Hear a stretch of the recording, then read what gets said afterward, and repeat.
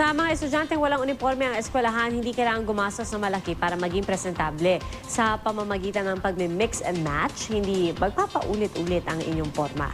Balitang hatid ni Trisha Zafra.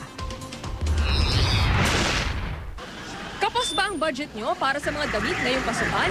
Walang problema yan dahil pwedeng magbukang bago ang inyong outfit kahit paulit-ulit. Diskartehan lang daw ng layering.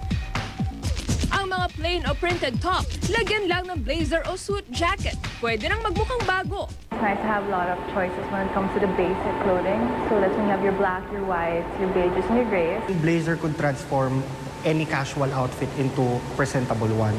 So any color, probably, but most especially dark.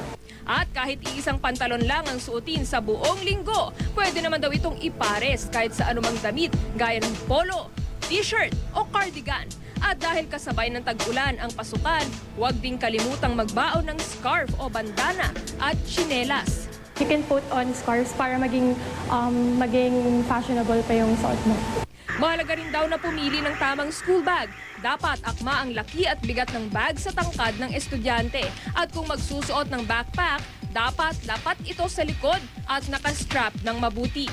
A lot of scoliosis or people with scoliosis actually develop it with heavier bags on one side of the shoulder. Pagdating naman sa crowning glory ng schoolgirls, mas mainam daw kung ipupusot o ititrintas ang buhok para hindi sagabal sa pag-aaral. Pwede raw subukan ng side braid, kung saan parang ginawang headband ang nakatrintas na buhok.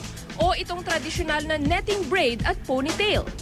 Kung mas hindi pa siya marunong mag-manage ng hair, typically or ang ginagawa ng parent is of course mahaba na lang yung pinapahaba na lang yung hair and then pinatatali, no? Tinatali na lang usually para hindi maiwasan yung pagbuhaghag. Pag nagbabasa kami, hindi po malalaglag yung buhok namin sa mukha. Mas maganda po ngayon kasi po feeling po na mas malinis po tingnan.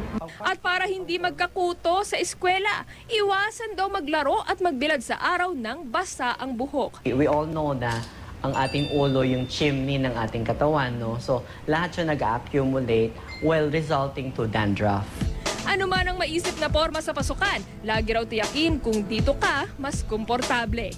Trisha Zafra, GMA News.